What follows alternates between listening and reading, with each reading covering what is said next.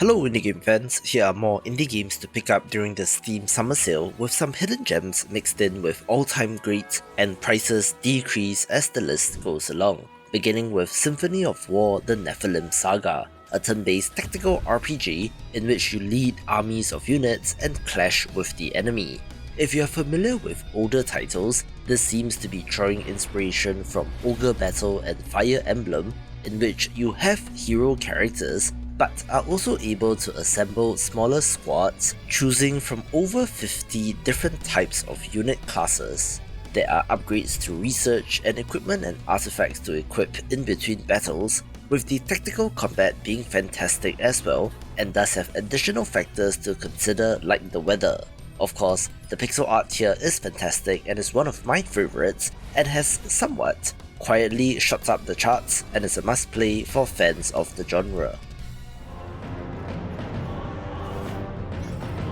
A fan favourite title that people also love to mention in the comments is Aeterna Noctis, a hand-drawn Metroidvania telling a tale about the eternal struggle between the Queen of Light and the King of Darkness, where you play as the latter just after his most recent defeat. As such, you need to build up your strength once again, conveniently providing you the blank slate for Metroidvania progression as you fight your way across an expansive map.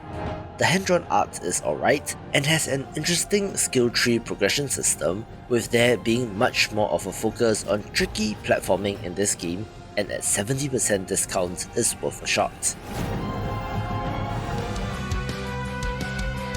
A lot of people, like me, grew up with Pokemon, but I also happen to have stumbled upon the Dragon Warrior Monster series in my endless pursuit of monster taming games, and a game in that vein is Siralim Ultimate. This is a monster taming turn-based RPG that allows you to take 6 monsters into battle at the same time to face off against a party of enemy monsters, with the gimmick here being that there is procedural generation of dungeons and essentially infinite replayability, since you can continually go into dungeons, fight your way through, go back to your base to unlock permanent upgrades, level up your monsters, and then go into another randomly generated dungeon.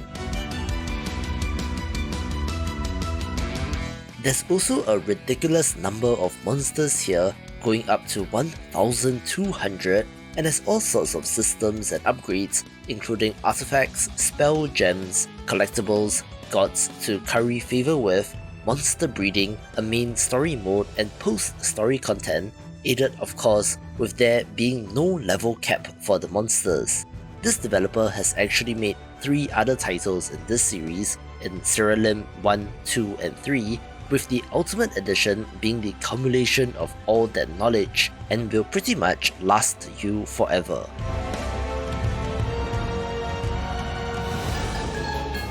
I've been banging on and on about Pumpkin Jack since 2020, since this third-person action-adventure 3D platformer is fantastic and probably comes closest to the game feel of titles on the PlayStation 1 like Medieval, being old school in feel but with modern polish. You play as the Pumpkin Lord Jack, who has been tasked by the devil himself to eliminate good, with fun combat, challenging platforming, and even some puzzles to wrap your head around. October is rolling around soon, so if you have not played it, pick it up now and perhaps save it for All Hallows Eve.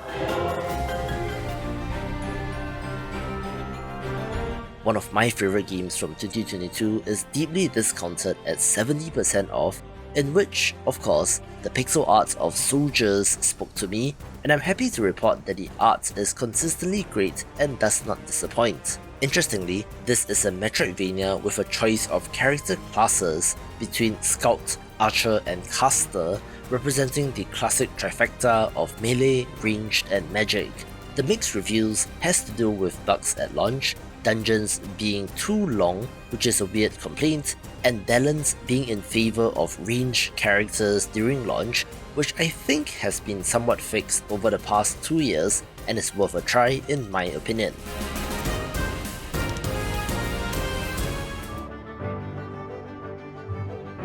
Speaking of pixel art, the poster boy for that is Owlboy, since developer D-Pad Studio is known for exactly that, an action platformer in quotes, since of course you can fly, so it feels slightly different, but you get the idea.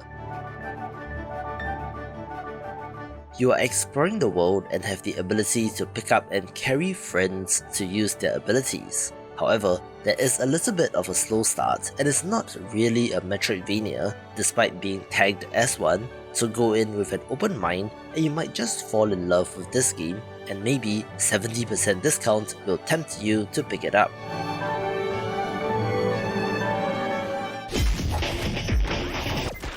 A straight-up action platformer of interest is They Always Run, in which you play as a 3-armed mutant who is a bounty hunter, taking on the most dangerous contracts and hunting these characters down. The world design and visuals are impressive, from the desert planets to cyberpunk-looking cities, with an impressive soundtrack to match. Combat and platforming is where things get interesting, since some people hate it, saying that it's janky, or others say that it is fluid, where I think that the key differentiator is player expectations. You see, this is more of a cinematic platformer rather than a straight up action platformer, so your movement and character animations are much more intentional, like in Flashback, Lunak, or the original Prince of Persia, as compared to the more snappy feel of games like Shovel Knight. So keep that in mind going in, but it's at a good price and might be worth a try.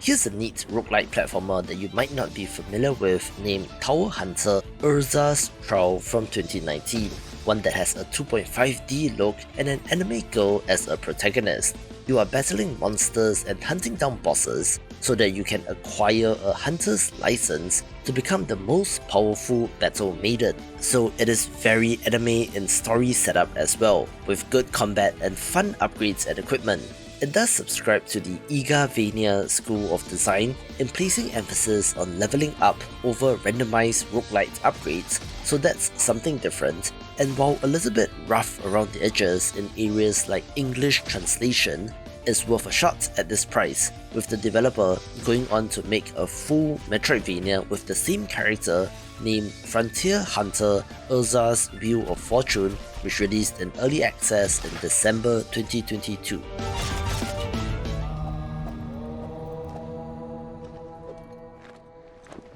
One of the most interesting tactical RPGs that I came across is Ash of Gods Redemption, a game that, even at the time, was chided for being a Banner Saga clone since it has a similar art style but does something interesting with the narrative. That is because the game's story adapts to the death of characters, which does include the so-called protagonists, so no one is safe. Yet, you don't get a game over screen and can keep playing. There are also 3 separate intertwining stories and characters, so the narrative structure is interesting, although it has a typical end-of-the-world kind of cataclysmic setup in which the Reapers, seemingly all-powerful monsters, go about slaughtering everyone and our heroes need to survive. Combat is alright, but certain battles can feel unfair, but I would still recommend this to fans of the genre.